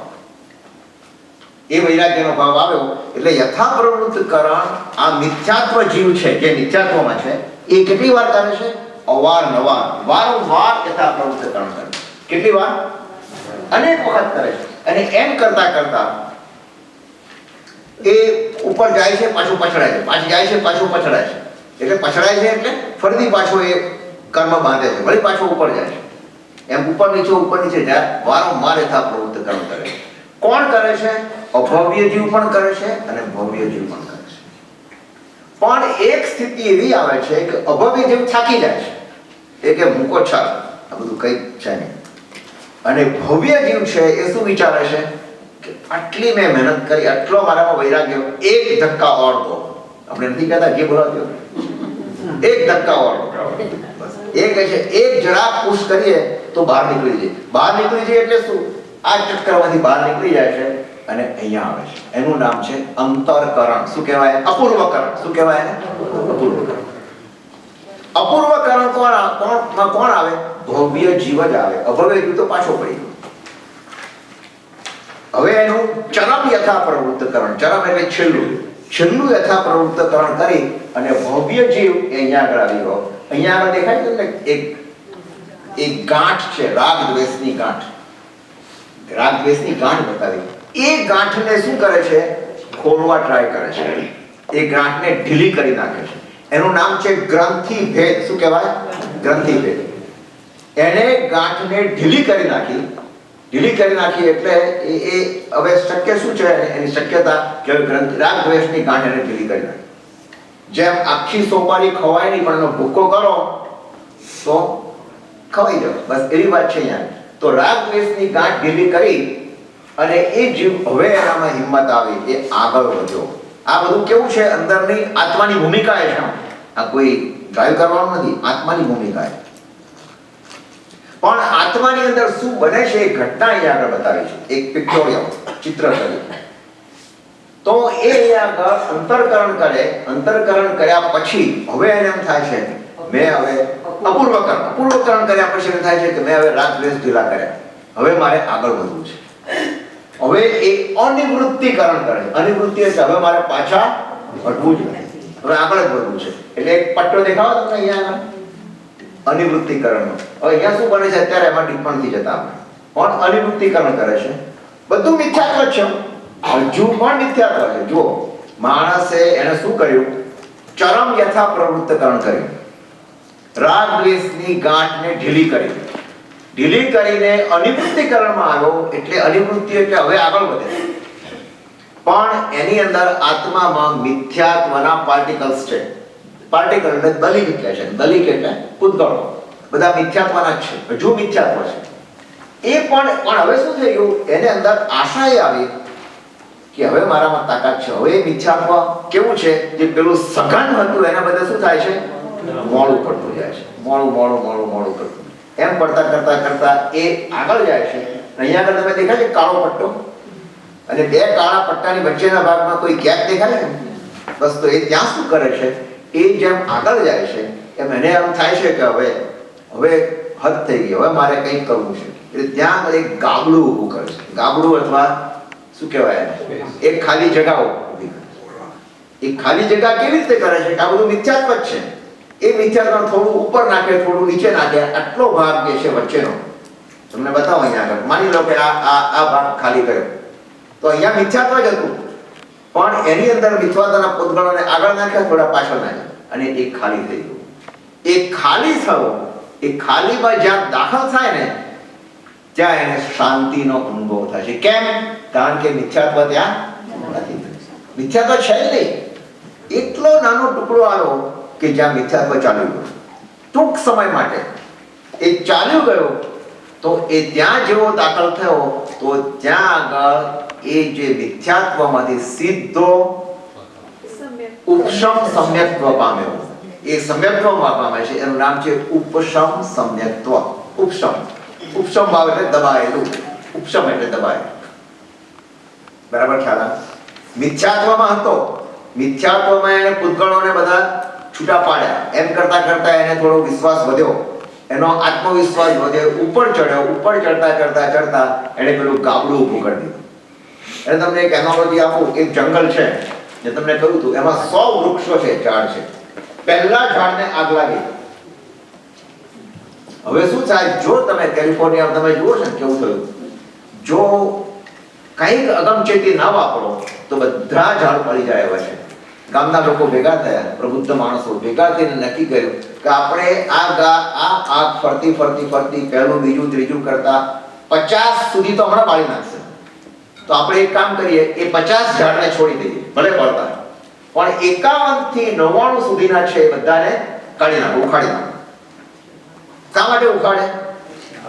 જેથી આગ ફેલાતી અટકી જાય. એટલે 51 થી 100 સુધીનું કે 99 સુધીના બધા ઝાડ લોકો ભેગા થઈ, ગામના લોકો ભેગા થઈ કાઢીને ફેંકી દીધા એક બાજુ. આખું મેદાન બનાવી દીધું. પેલું ધીમે વળતા આગળ આવ્યું, ત્યાં આગ અટકી ગઈ, આગ પૂરવાઈ, બધા બચી ગયા. 51 ને 50 પેલા નુકસાન થયું, અટકી. આ અગમચેતી વાપરી. બસ એવી જ અગમચેતી આ વાપરે છે કે મિથ્યાત્વની આગ છે, એ શું કરે છે કે વચ્ચેનો એક કાબુ પાડી દીધું. ત્યાં આગળ એ આગ ફેલાતી અટકી ગઈ. એટલે એ સમ્યક્ત્વ, એ ઉપશમ સમ્યક્ત્વ કયું કહેવાય? ઉપશમ સમ્યક્ત્વ. હવે એ ઉપશમ સમ્યક્ત્વમાંથી જ્યારે બહાર નીકળે, તો બહાર નીકળતા એ શું કામ કરે છે કે આગળ તો બધું છે ને, કાળો પટ્ટો આગળ તો છે, મિથ્યાત્વ છે, એના 3 ભાગ કરી નાખે. ત્રણ ભાગ કરે છે. એક સમ્યક્ત્વ મોહનીય, મિશ્ર મોહનીય અને મિથ્યાત્વ મોહનીય. એમ ત્રણ એના ટુકડા કરી નાખે છે. મિથ્યાત્વ મોહનીય એટલે એવું ને એવું જ રાખે છે. સમ્યક્ત્વ મોહનીય એટલે જરા ઉજળું અને મિશ્ર મોહનીય એટલે બેનું ભેગું. બરોબર? એવા ત્રણ ભાગ કરી નાખે. અને જ્યારે એ બહાર નીકળે, આમાંથી જ્યારે બહાર નીકળે પાછો, કારણ કે ઉપસમ તો થોડા સમય માટે જ હોય ને, જેટલું ગાબડું હતું એટલું, એ ગાબડું પૂરું કર્યા પછી જ્યારે બહાર નીકળે છે ત્યારે એને એની સામે શું આવે? એની સામે જો મિથ્યાત્વ આવે તો હતો એનો એ. એની સામે જો મિશ્ર સમ્યક્ત્વ આવે તો એ મિશ્ર ગુણ સ્થાન કહેવાય. મિશ્ર ગુણ સ્થાન એટલે શું? કે એને ધર્મ ગમે પણ છે, બીજો ધર્મ પણ ગમે છે, બીજા ધર્મનું પણ ગમે છે, પેલા ધર્મનું પણ ગમે છે, એટલે બધું મિશ્ર છે. અને બીજું સમ્યક્ત્વ. બરોબર? મિશ્ર, પછી મિથ્યાત્વ મોહનીય, મિશ્ર મોહનીય, સમ્યક્ત્વ મોહનીય. પણ એને મોહનીય કેમ કીધું? કે હજુ એના થોડી શંકાઓ છે. શંકાના જાળા દૂર નથી થયા, પણ મોહનીય જે સમ્યક્ત્વ હતું એ કેવું થઈ ગયું? સમ્યક્ત્વ મોહનીય. એટલે પેલું ઉપશમનું નામ બદલાઈ ગયું. હવે ઉપશમ ના રહેતા ક્ષયોક્ષમ સમ્યક્ત્વ કહેવાય. શું કહેવાય? સર્વક્ષમ સમ્યક્ત્વ કહેવાય. હવે આપણે લઈ લઈશું 5 મિનિટ માટે. જગા લઈ લઈએ. એ હવે ક્યાં પહોંચ્યા છે જુઓ. Thank you. હવે જુઓ, તમારા ચાર્ટમાં પણ તમે જોઈ શકો. અહીંયાથી આ છેલ્લો છે ને ગોળો મિથ્યાત્વનો, કે શું થયું? એને આ કામ શું કર્યું કે આગળ જતા એને જે ગાબડું પાડ્યું ને એમાંથી જમ્પ પાડીને ક્યાં આવ્યું? ચોથા ગુણ સ્થાને આવ્યું. ક્યાં આવ્યું? ચોથા ગુણ સ્થાને આવ્યું. એ નંબર 4 દેખાય છે તમને? એને કહે છે અવિરત સમ્યક દ્રષ્ટિ. અવિરત સમ્યક દ્રષ્ટિ એટલે શું? વિરતી નથી, સમ્યક્ત્વ છે. વિરતી નથી એટલે એ કોઈ પચખાણ નથી કરી શકતો, એ કોઈ બીજું બધું તપ જપ લાંબા કરી શકતો નથી, પણ એનામાં શ્રદ્ધા છે, ભગવાન ઉપર શ્રદ્ધા છે, એટલું તો છે. એ ચોથું ગુણ સ્થાન કહેવાય. ચોથું ગુણ સ્થાન આવ્યું એટલે હવે તમારો માર્ગ ખુલ્લો થઈ ગયો. હવે તમે પહોંચવાનો મોક્ષમાં માર્ગ નક્કી થઈ ગયો. ચોથા ગુણ સ્થાને જીવ ઘણો સમય રહી શકે. ચોથા ગુણ સ્થાને હવે જરા તમને ઝડપથી ખાલી આઈડિયા જ આપું છું, ડિટેલમાં જતો અત્યારે નહીં જવાય. જો ચોથામાંથી એ જ્યારે પાંચમે આવે, પાંચમે શું કહેવાય? એ દેશ વિરતી ગુણ સ્થાન. દેશ એટલે આંશિક, દેશ એટલે થોડા ઘણા, વિરતી એટલે વ્રત લેવા તે. બરોબર? તો દેશ વિરતી એટલે થોડા ઘણા વ્રતો એ જીવનમાં સ્વીકારે છે. તો એ શ્રાવકનું ગુણ સ્થાન કહેવાય. કોનું કહેવાય? શ્રાવક. એ આપણું ગુણ સ્થાન શ્રાવકનું. એ દેશ વિરતી ગુણ સ્થાન એ પાંચમે આવે. પાંચમામાંથી શ્રાવકમાંથી એને વિરતી લેવાની ઈચ્છા થઈ. વિરતી એટલે સાધુપણું, એટલે સંસાર છોડવાની ઈચ્છા થઈ. તો એ છઠ્ઠે ગુણ સ્થાને આવે. બરાબર? છઠ્ઠે ગુણ. પણ છઠ્ઠે ગુણ સ્થાને એનામાં પ્રમાદ હોય. શું હોય? પ્રમાદ. હવે છઠ્ઠે ગુણ સ્થાને પ્રમાદ છોડીને જો અપ્રમત્ત ભાવે આવે તો ક્યાં આવે? સાતમા ગુણ સ્થાને આવે. છઠ્ઠું ને સાતમું ચેન્જ થયા જ કરે છે અવારનવાર. છઠ્ઠું સાતમું બદલાયા જ કરે છે. અહીંયા આગળ એક વાત મહત્વની તમને કહું. ચોથા ગુણ સ્થાને એ કયું કહેવાય? સમ્યક દ્રષ્ટિ કહેવાય ને. આમ તો સમ્યક દ્રષ્ટિ ગુણ સ્થાન આવ્યો, અવિરત સમ્યક દ્રષ્ટિ ગુણ સ્થાન. પણ મેં તમને કહ્યું હતું આગળ, અપુનર્બંધકમાં છે મિથ્યાત્વમાં, અને મિથ્યાત્વમાં જેને દીક્ષા લીધી, મિથ્યાત્વમાં દીક્ષા લીધી, તો એ સમ્યક્ત્વ કહેવાય? તો ચોથે ગુણ સ્થાને કહેવાય? ના કહેવાય. દ્રવ્યથી હા, દ્રવ્યથી એ પાંચમે ગુણ સ્થાને કહેવાય, છઠ્ઠે પણ કહેવાય, કારણ કે દીક્ષા લીધી છે દ્રવ્યથી. પણ ભાવથી નહીં. ભાવથી નહીં. દ્રવ્યથી એને એમ કહી શકીએ કે ચોથા ગુણ સ્થાને આવ્યો, પણ અવિરતી ચોથા ગુણ સ્થાન વાળો પણ ચોથે, પાંચમે, છઠ્ઠે અને સાતમે આ બધા ગુણ સ્થાનો એવા છે કે જ્યાં આગળ એ વિરતી હોય પણ ખરી. એટલે વિરતી શું? સમ્યક્ત્વ હોય પણ ખરું અને ન પણ હોય. મિથ્યાત્વ પણ હોઈ શકે. મિથ્યાત્વ પણ હોઈ શકે. એટલે સાધુ ભગવાન તો બધા દીક્ષા લે છે એમ માની લેવાની જરૂર નથી કે આ બધામાં સમ્યક્ત્વ આવ્યું. ભલે ગમે તેટલી તપસ્યા કરતા હોય, ગમે તેટલો ધર્મ કરતા હોય, પણ જો પરમાત્મા ઉપર અચળ અને અડગ શ્રદ્ધા ન હોય, જીનવાણી ઉપર અડગ શ્રદ્ધા ન બેઠી હોય, એવી અડગ શ્રદ્ધા એટલે જબરજસ્ત શ્રદ્ધા, એની કોઈ કલ્પના જ ના કરી શકાય, એ વ્યક્તિ જ આગળ વધી શકે. બાકી બધું ગૌણ છે. આપણે ભક્તિ કરીએ છીએ, બરાબર? ભક્તિ આમ તન્મયતાથી, આપણે કીધું ને, આપો આપો ને મહારાજ અમને મોક્ષ સુખ બધાને જોઈએ છે, મોક્ષ સુખ તો બધાને જોઈએ છે, પણ એ ભક્તિ કર્યા પછી પાછા આપણે ભગવાનની આજ્ઞામાં રહેતા નથી. કોઈક જગ્યાએ રાત્રિ ભોજન ચાલુ થઈ જાય, કોઈક જગ્યાએ બીજું ચાલુ થઈ જાય, ત્રીજું ચાલુ થઈ જાય. એટલે ભક્તિ કરીએ છીએ પણ આજ્ઞામાં નથી. પુણ્ય બંધાય છે, નિર્જરા થતી નથી, આપણે આગળ વધતા નથી. આવી પોઝિશન છે. એ પોઝિશનમાં ના આવવું હોય, આપણે તપ કરીએ છીએ, ખૂબ તપ કરીએ છીએ, પણ આહાર સંજ્ઞા છૂટી નથી. જે કામનું શું? માંસ ખમણ કર્યું, માંસ ખમણ કર્યા પછી આહારની લોલુપતા જો છૂટી ના હોય, નવકારશ્રીના કે રાત્રિ ભોજનના પચખાણ ના આવ્યા હોય તો કરવાનું શું? ઘણી વખત તો એના કરતા આપણે જે છે એમાં કહી શકાય, જે ભવ્ય જીવ છે એ પોતે કે પણ કરો, હું બધું કરી શકતો નથી, એ મારી નબળાઈ છે, પણ ભગવાનની વાણી જે છે એ છે, એ છે, સત્ય છે, એ સત્ય જ છે. એ કહેનારો જલ્દી આગળ વધે. ખ્યાલ હું એનો કોઈનો પણ અપલાપ નથી કરતો, બધું જ સાચું છે, પણ એના પછીનો આપણામાં ચેન્જ શું આવ્યો, ધેટ ઇઝ મોર ઇમ્પોર્ટન્ટ.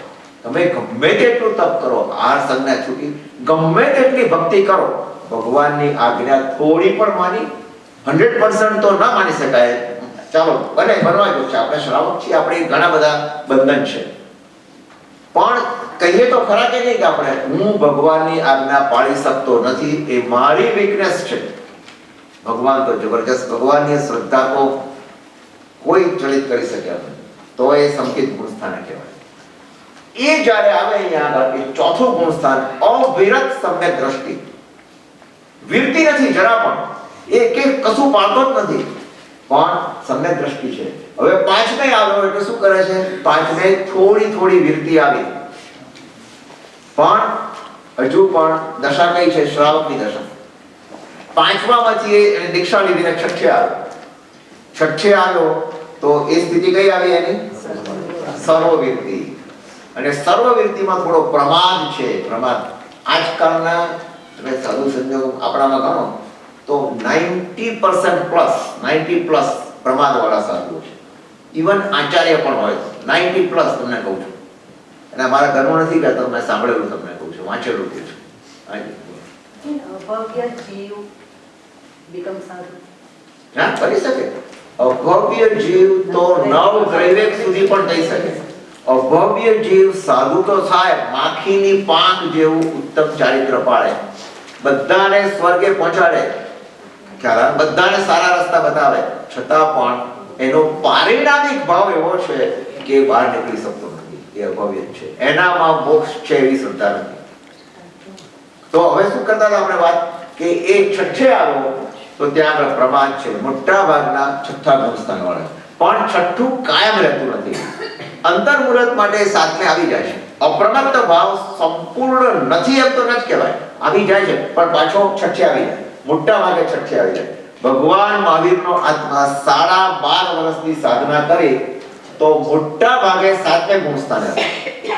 સાતથી આગળ જતા વધ્યા, છઠ્ઠું આવતું બહુ ઓછું. આજકાલના સાધુ આચાર્યો મોટા ભાગે છઠ્ઠે છે, બહુ ઓછા સમય માટે સાતમે છે. તે ઉલટું છે. ભગવાન જ્યારે ગોદોહિકા આસનમાં હતા ને ત્યારે એમણે શ્રેણી માડી એટલે 8મે 9મે 10મે ઝડપથી. એટલે હવે તમને મારી બતાવવું છે કે સાતમે આવ્યા પછી ફરી એકવાર કહું છું, 5, 6 ને 7 આ બધા ગુણસ્થાન દ્રવ્યથી ભલે હોય, ભાવથી મિથ્યાત્વી પણ હોઈ શકે.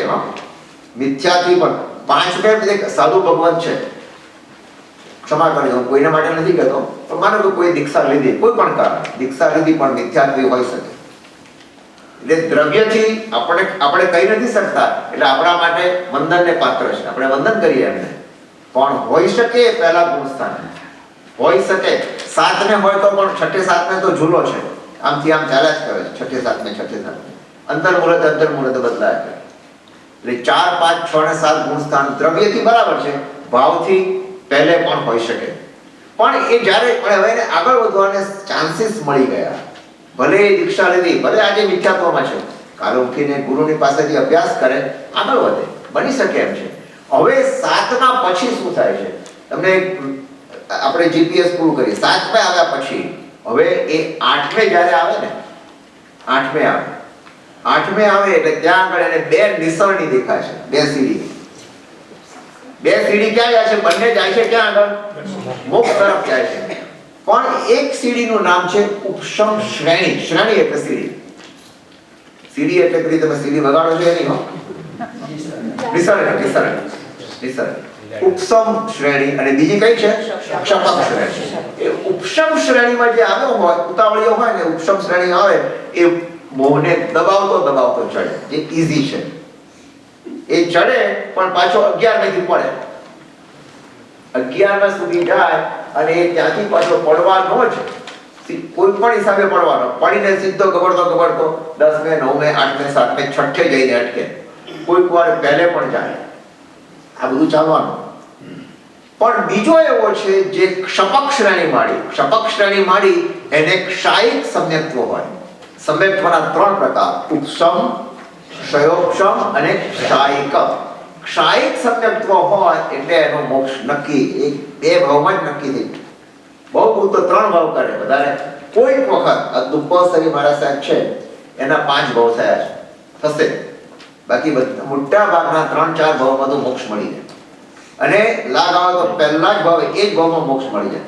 ક્ષાયિક સમ્યક્ત્વનો અર્થ થયો કે મોહનીય કર્મનો ક્ષય કર્યો છે. જો મૂળ સ્થાનો કોના પ્રભાવે આગળ વધે છે? મોહનીય કર્મ જેવું છે કે જે આપણને જો વધારે ચીપકીને રહ્યું તો પડ્યા, મોહનીય કર્મ ઓછું કર્યું તો ઉપર ચડ્યા. એ મોહનીય કર્મને મારતા ઉપર ચડવાનું છે. એ જ્યારે જીવ 8મે આવે ત્યારે 8મે મેં 3-4 પ્રક્રિયાઓ એવી જબરજસ્ત કરે છે, જે વાત મને ચાન્સ મળશે તો હું નેક્સ્ટ ટાઈમ કહીશ. અત્યારે સમય નથી, આખું સમજાવવું પડશે મારે કેવી રીતે થાય છે એ પ્રક્રિયા. એ પ્રક્રિયાનું નામ છે અપૂર્વ સંક્રમ. અપૂર્વ ગુણ કહેવાય, ગુણ સંક્રમ. પછી અપૂર્વ સ્થિતિઘાત, અપૂર્વ બંધ પડે છે, સ્થિતિનો બંધ પડે છે. એવી રીતે ગુણ શ્રેણી, ગુણ સંક્રમ, એવા 5 જાતના કાર્યો કરે છે. એ 5 કાર્યો દ્વારા પોતાના આત્માને હલકો બનાવે છે. અને 9મે આવે તો 9મા ગુણ સ્થાને એટલો હલકો ફૂલ બની ગયો કે 9મે એ પ્રકૃતિની 20 મોહનીય પ્રકૃતિનો એક ત્યાં રક્ષાય કરે. હવે આમાં એક સમજવા જેવું છે, વધારે ડીપમાં ના જતા. કષાયોના 4 પ્રકારના છે, ક્રોધ, માન, માયા. દરેકના પાછા 4 ભેદ. એમાં સૌથી ખતરનાક કયો છે? અનંતાનુબંધી. અનંતાનુબંધી એટલે અનંત ભવોનો અનુબંધ કરાવનારો, અનંત ભવો રખડાવનારો. એ અનંતાનુબંધી કષાય એવો ખતરનાક છે. તો પહેલું કામ જીવ શું કરે? અનંતાબંધીનો ક્ષય કરી નાખે, એને તોડી નાખે.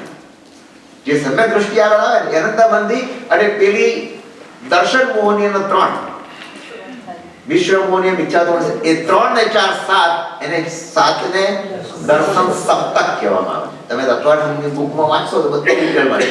દર્શન સપ્તક. એ દર્શન સપ્તકનો જેને ક્ષય કર્યો એ હવે આગળ વધવા માટેનો રસ્તો ખુલ્લો થઈ ગયો. એને પહેલા અનંતાબંધને તો કાઢવું જ પડે. દર્શન સપ્તક 3 અને 4 અનંતાનુબંધીની અને પેલો વિશ્વમોની મિથ્યાત્વની સમ્યક્ત્વની, એને 7ને ક્ષય કર્યો એટલે 25 ટોટલ પ્રકૃતિમાંથી પેલી 4 નીકળી ગઈ એટલે કેટલી રહી? 21 રહી. અને 21 પછી એક કરતા 20 બાકી રહે. એટલો સમય અહીંયા આગળ આવે.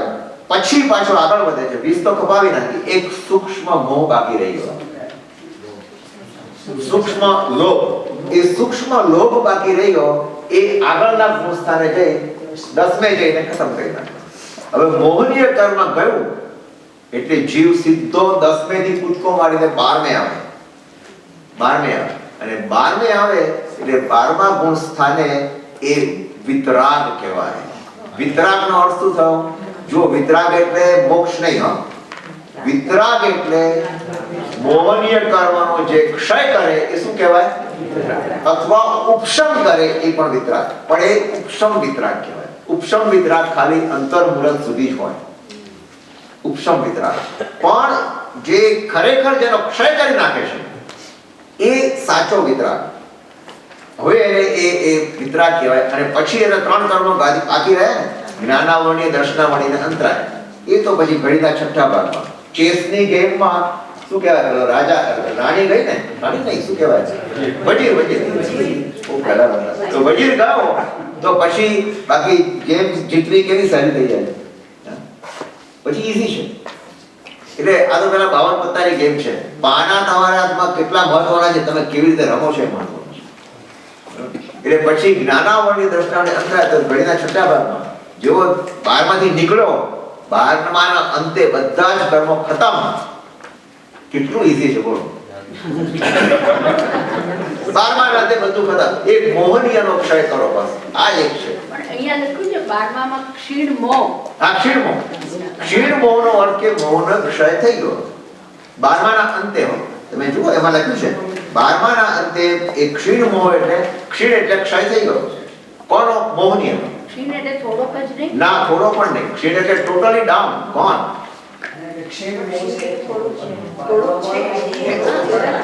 ભલે રહ્યું ત્યાં, કારણ કે હજુ એનો મોક્ષ નથી થયો એટલે બતાવે. હજુ મોક્ષ થયો નથી, પણ ક્ષીણ મોહ એટલે 12માના અંતે એટલે 13માની શરૂઆતમાં.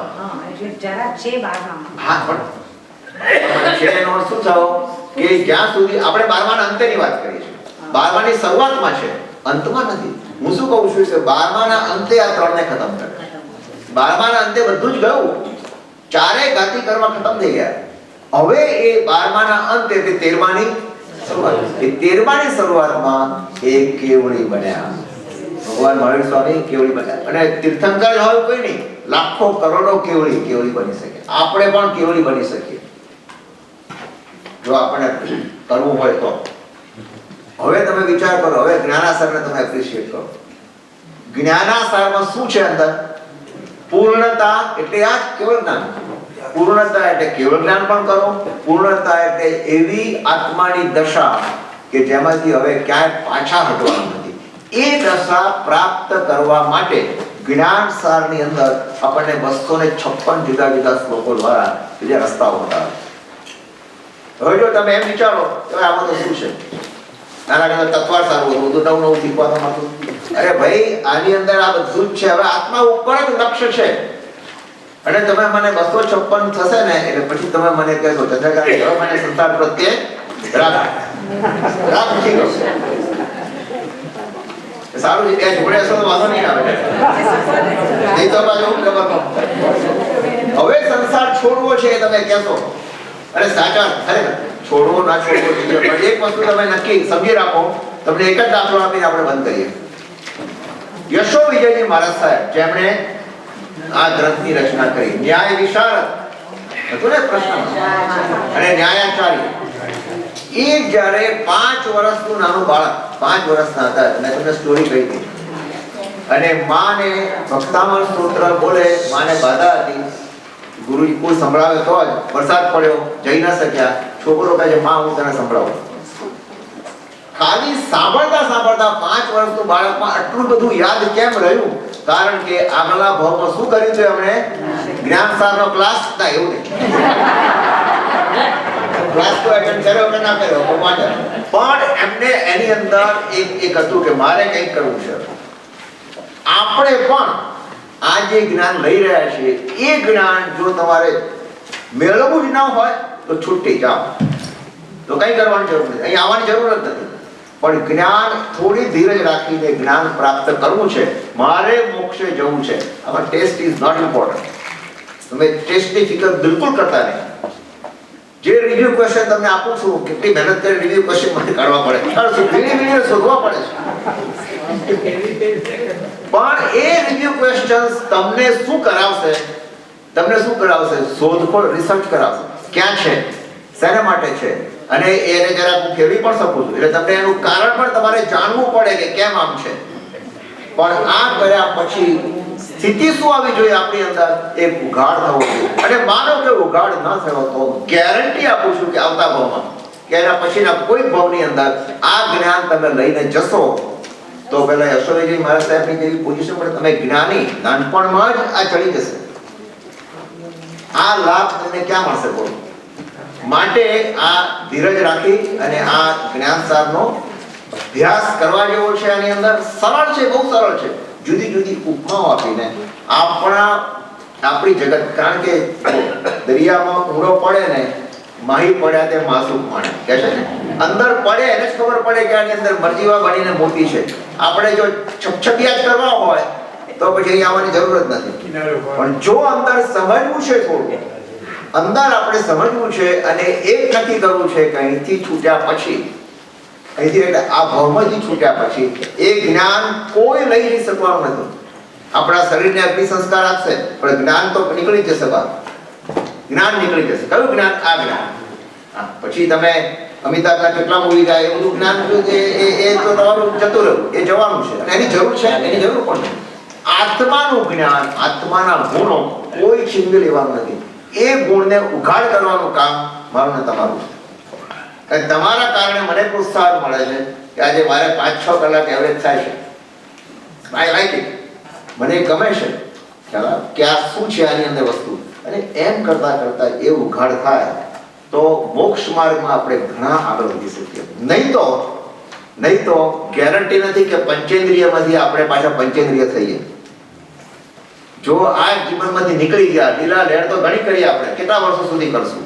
બીજા 5, 10, 25 વર્ષ, અને પછી પતી ગયું, ફિનિશ. અને એ ફિનિશ થયા ક્યાં નીકળશું આપણને ખબર નથી. માટે થોડી ધીરજ રાખી, થોડી મહેનત કરવી પડશે. રોજ અડધો કલાક વાંચવાનું, વધારે નહીં. બહુ સરસ છે, એકદમ સહેલું છે. તો તમને આની અંદર ઘણો બધો ફાયદો થયો. બરોબર? તો હવે ઉપસમ સમ્યક્ત્વ કેટલી વખત થાય? ઉપસમ સમ્યક્ત્વ ભવની અંદર જ્યારે પહેલી વાર શું છે, એક ભવની અંદર 2 વખત આવી શકે, વધુ વધુ, અને આખી શ્રેણીની અંદર 4 વખત આવે ઉપસમ સમ્યક્ત્વ. પણ પહેલું જે આવે છે ઉપસમ સમ્યક્ત્વ એ નહીં ગણવાનું. શ્રેણી જ્યારે ચડે છે ને એ વખતનું ઉપસમ શ્રેણી માણે તો એ ઉપસમ સમ્યક્ત્વ ગણવાનું. ક્યારે? ઉપસમ સમ્યક્ત્વ. અને ક્ષયોક્ષ અને બીજી શ્રેણી માણે ક્ષપક શ્રેણી, તો એક ક્ષયોક્ષમ સમ્યક પછી શરૂઆત થાય અને પછી ક્ષાયિક કરે. પણ શરૂઆત ક્ષયોક્ષમથી થાય, પછી એક ક્ષાયિક કરે. બરોબર? પણ એ ઉપસમ કે ક્ષાયિક ક્ષયોક્ષમ જે કંઈ હોય એ અંદર આવવું જોઈએ. શ્રેણી તો પછી બીજા ગુણ સ્થાનકે ક્યાં હોય છે? કેમ બીજા ગુણ સ્થાનકે? એટલે ઉપસમ સમ્યક્ત્વમાં શ્રેણી તો ઉપર જાય ત્યારે. હા, ઉપર જાય ત્યારે. ઉપર 8મા પછી શ્રેણી મંડાય. 8મે થી તમને 2 નિસરણી દેખાય, એક ઉપસમ અને એક ક્ષપક શ્રેણી. 2 શ્રેણી મંડાય. એ શ્રેણીમાં કેમ આગળ વધવું? હવે એ જે શ્રેણીની થોડી ઘણી વાતો જ્યારે આવશે ને ત્યારે કોઈ વખત તમને ઉદાહરણ નહીં. હવે આ સ્પેશિયલ આના માટે સ્વાધ્યાય નહીં, આ એક સ્પેશિયલ એક્સ્ટ્રા સ્વાધ્યાય છે. એટલે યુ ઓ મી 1 મોર સ્વાધ્યાય. આપણે તો આ તો એક એક્સ્ટ્રા છે. આ તો just for the benefit of non Tattvartha. તમને થોડો ઘણો ખ્યાલ આવે કે લોકો પહેલી વાર સાંભળે છે, થોડો તો ખ્યાલ આવે. હવે હું તમને લગભગ ભૂલતો ના હોઉં તો www.studygainism.org એમાં વિડિયો નંબર 9, 10 અને 11 તત્વાર્થી ગયું. 9માનું અડધું જવા દેજો. એ પછી આ નકશો શરૂ થાય છે. આખું 10મો અને આખું 11મો એમાં આ જ વાતો સરસ રીતે સમજાવી છે. અને એનો એક સ્વાધ્યાયનો રિવ્યુ પણ અમે તત્વાર્થ વાળાને ખબર છે, બધા બહુ રિવ્યુ કરતા. એમાં આપણે એક રિવ્યુ ખાલી આ 14 ગુણ સ્થાનકનું કર્યું છે. ભૂલતો ના હોવું તો 82મો સ્વાધ્યાય નંબર 82 હું તમને ઈમેલમાં મોકલીશ. એ તત્વાર્થ કે નોન તત્વાર્થ એ તમે એકવાર જોઈ લેજો, બહુ મજા આવશે. હવે તમે આ જોશો ને તો તમને ખરેખર એપ્રિશિએટ કરશો કે આપણું લક્ષ્ય ક્યાં છે. એટલા માટે હવે આપણે આ બધા ટૂલ્સ આપણી પાસે છે. હવે જ્ઞાન સારનું શું કરવાનું છે કે જે આત્માઓ આ કરી ગયા છે એને આપણે સાચું માનવું કે ના ખરેખર છે, અને હું ક્યારે આ જઈશ, અને એને માટે રસ્તા શું બતાવે છે. અને એમાં પણ જો કર્મ વિપાક પણ આવે છે. એક અષ્ટક કર્મ વિપાક ઉપરનું છે, એક અષ્ટક કોઈ બીજી ઘણા બધા છે જેની અંદર આપણે પાછી આ થિયરીઓ અંદર આવી જશે. તત્વાર્થની વાતો આવશે જ અંદર થોડી જેમ જેમ આગળ વધશું તેમ તેમ. પણ આ શરૂઆત છે, અને શરૂઆતમાં આપણને શિખર બતાવ્યું. શિખર કેમ બતાવ્યું? કે લક્ષ્ય મારે ત્યાં જવું છે. એટલા એ લક્ષ્ય બતાવવા માટે આ નિશ્ચય નહીંથી પહેલા પૂર્ણતા બતાવી, પછી આપણને ધીમે ધીમે હવે મગ્નતા આવે, 4 કર્યું આપણે, પછી સ્થિરતામાં કેવી રીતે આવવું, એમ કરી કહીને આપણને આગળ લઈ જાય.